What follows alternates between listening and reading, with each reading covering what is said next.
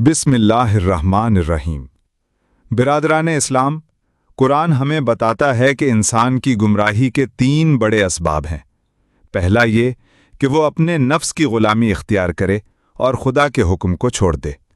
دوسرا یہ کہ وہ باپ دادا کی رسم و رواج کو اللہ کے قانون پر ترجیح دے۔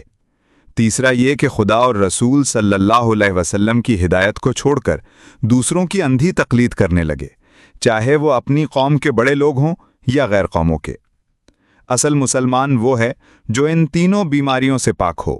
مسلمان کا مطلب یہ ہے کہ وہ صرف خدا کا بندہ ہو اور رسول صلی اللہ علیہ وسلم کا پیرو۔ اس کے دل میں یہ پختہ یقین ہو کہ اللہ اور اس کے رسول صلی اللہ علیہ وسلم کی تعلیم ہی سراسر حق ہے اور اس کے مقابل جو بھی بات ہے وہ باطل ہے۔